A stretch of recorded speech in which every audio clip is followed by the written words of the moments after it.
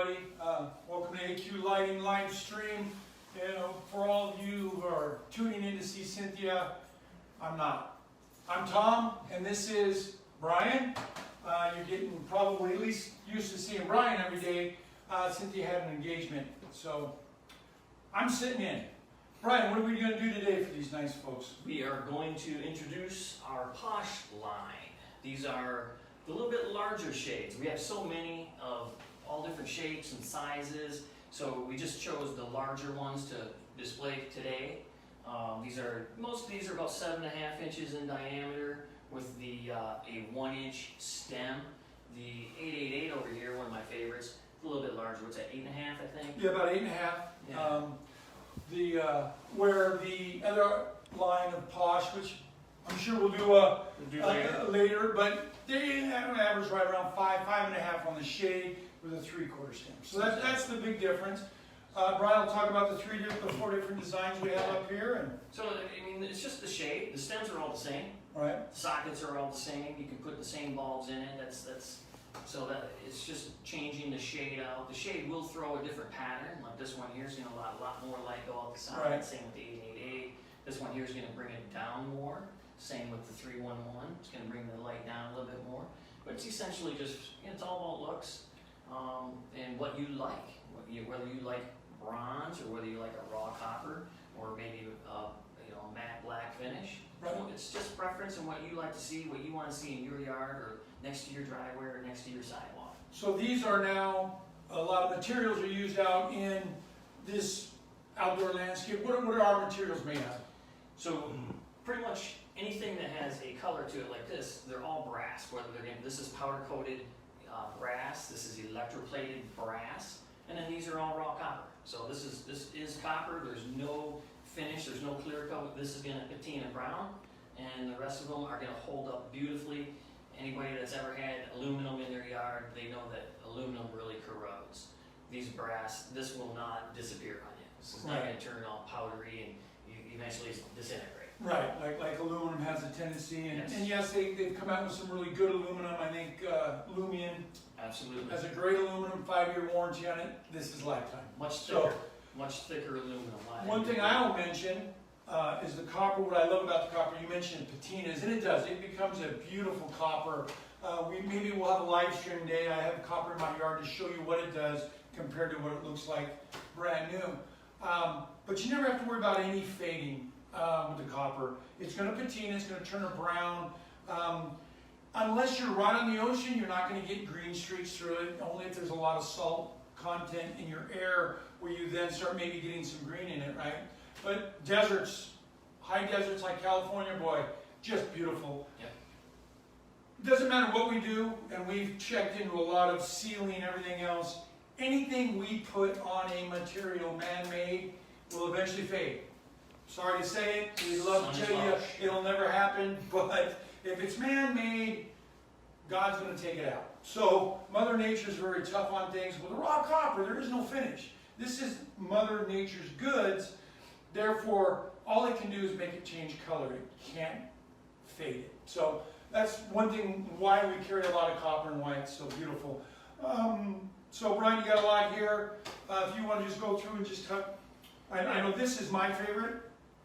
Let me give a brief one. Quick briefing. Obviously, we have these all standing on PBS mounting plates. So if you wanted to surface mount this along your sidewalk, driveway, anywhere that you wanted to surface mount, you'd use one of these. You'd be able to screw it right down to your concrete or whatever it is. With deck, exactly. Walkways, stairways, okay. Yeah.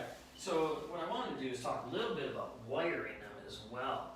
Okay. So now, obviously they take, you got some stakes set over there. Yes, I do. So you're just showing the different stakes. Just a couple. Like all outdoors. Yeah, this is just a gen. We call this a gen stake. Call this a gen 2. We have a lot more stakes than this, but if you weren't using that big one out there for, the big one here is 120 volt. So this is a power post that if you were wiring these in 120 volt, then I would use one of these. I personally do not like seeing those bell boxes sticking above the ground, and then you take a beautiful fixture and put it on a bell box. Not what I like. Right. So I'd much rather have this go all the way into the ground, have your fixture on here. Oh, screw shut. I think I did Oh, you didn't do that screw shot. screw It's shot. 3/4 times out. Just do your makeup in here. That's.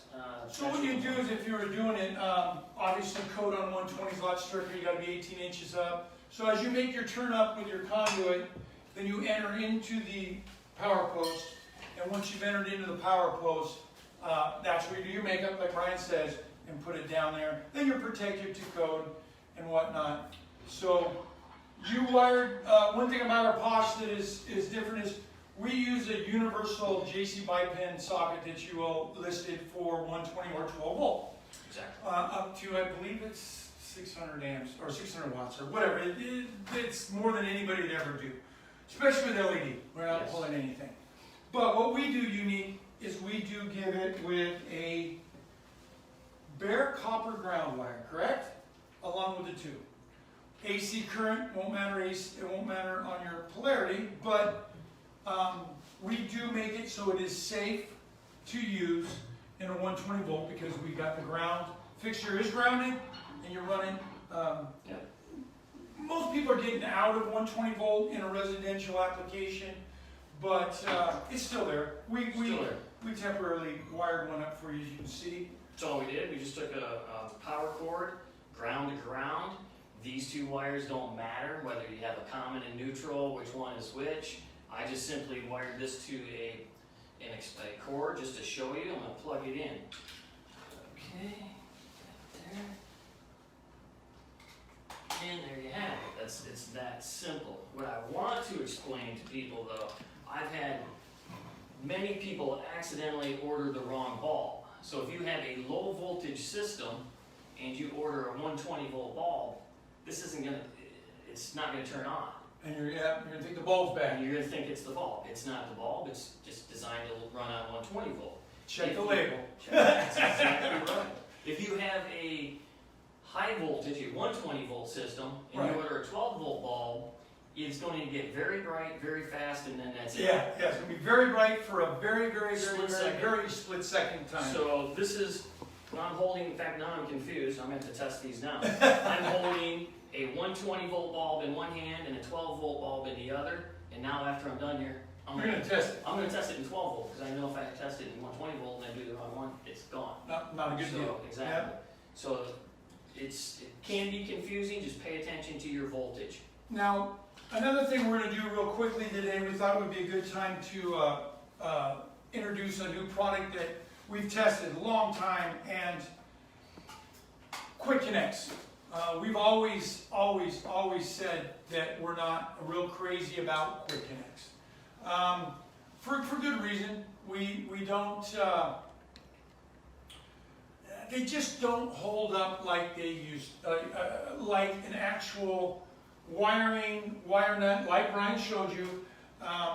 That's how we recommend you cut your line, you bring the two together, your wire nut, you use a king nut or a silicone injected or something safe. Our wire hubs are great for that. You know, the hubs that sit under the fixture, great for that purpose. But somebody brought up to Brian's attention, who brought it to my attention, was when you're adding a fixture in your already yard and your wire's buried and you find your wire, it's usually, you know, in the ground pretty tight. You don't have room to bring it up in a loop and cut it to do that. So your other option is to cut two sides of it, make two splices, and now you have two fail points. So we shopped around a long time looking for an affordable, semi-affordable splice connector that you're not going to have to worry about water getting into, failing. So we did find something. Let's show them. All right. So what we found is basically a turn knob that is designed to fit multiple size wires, and it clamps on with a turn. What's unique about it is where you make your splice onto your cable literally has a rubber protectant that seals against your splice. Go ahead and show what they have there for the different sizes, right, Ryan? Yeah, you'll see that there's actually 3 of them, and they're actually different thicknesses. So the thicker of the wire here that you're wiring into, the thinner shim here that you would shim for lack of better words. Right. So Gasket. Exactly. And they almost make it, if you don't remember, thicker is thinner. It actually says 12 gauge here and 14 gauge there and 16 gauge. So that helps. that's what these are for. These are for 12, 14, and 16 gauge wire. I think we have 16 gauge right here. Yeah. Tom is going to show you how he did. Okay, so it's semi easy. Okay, so when you get our wires, you're going to 12 volt. Quick side note. Yeah. 12 volt. This is all 12 volt. You're not going to want to use these on a 120 volt splice. When you wire into 12 volt, you will disregard this copper wire. You'll cut it right off. Get rid of it. Act like it's not even there. Yeah. So ours are pre-spliced down very, very small. If you're using these same things on a different wire or a different fixture, you're just going to want to just quarter of an inch. Very, very small. You don't need to bring very much wire in this at all. You'll just kind of get them so they're tight a little bit. And this, when you take the nut off the back, you have the holder nut. You want to bring the holder nut threads away from the fixture so it'll thread onto your quick connect. Comes with this little plastic insert. It's got a flat area on it. There's a flat area on the gasket. And that is actually for polarity, but that's AC system. You don't have to worry about it. You just bring it out about a ½ inch or so. Take the green rubber protectant. It's got 2 holes in it. You're gonna put that in there until the wire just starts to poke through the green, the rubber.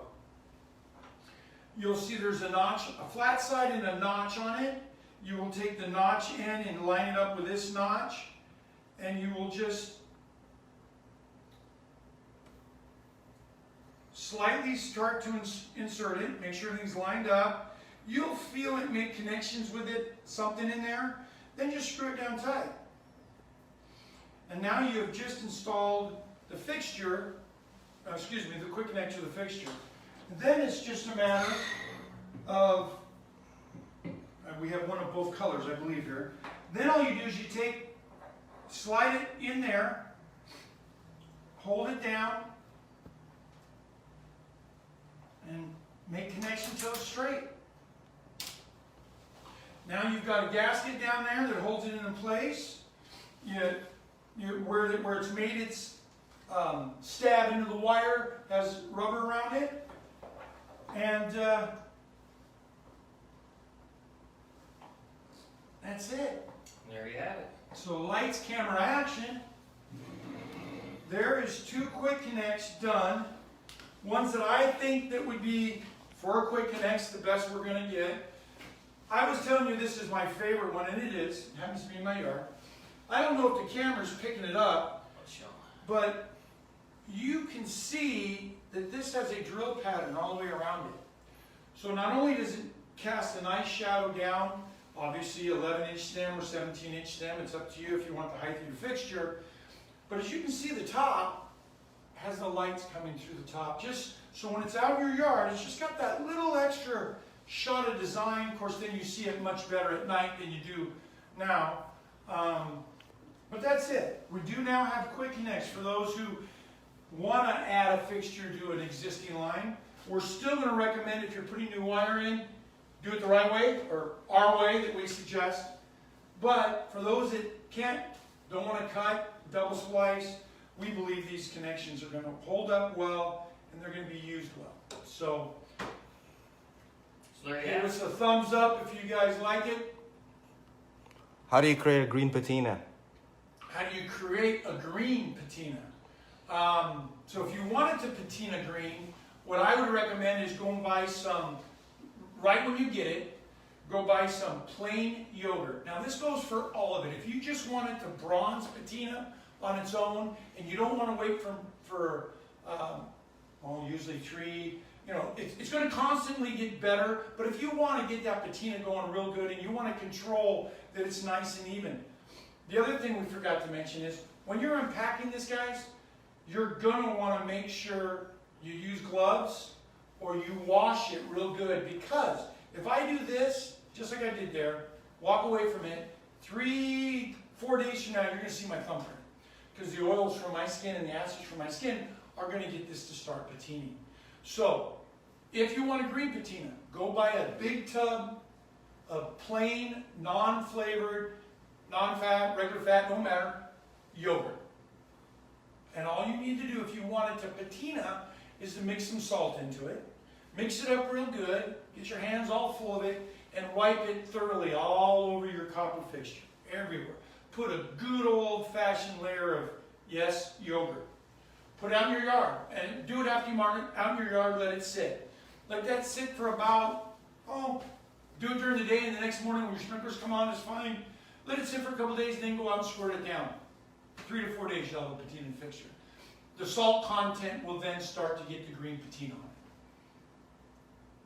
it. Answer the questions? Thank you. All right. Well, that's it. Again, if you guys have any fixtures, you're looking through our site, and you're like, wow, I'd love to see all about this one, just give us a comment. Message us on Facebook, give us a comment through Instagram, either one. We have a team that looks at all that stuff and tries to answer it all. And we'll showcase the fixture you want to see. I know she likes to make a big deal out of it, but we have something coming up tomorrow, which is... That's right. Free Fixture Friday. All right. Sorry about we don't have the flair today that you have with Cynthia, but, it's hard to keep up. Hard to... that's some tough competition. Yeah. Anyway, Free Fixture Friday tomorrow. Tune in. It's going to be at the regular 1 o'clock time. No new time on it. Thanks for joining us, guys, and hopefully you're getting something out of it.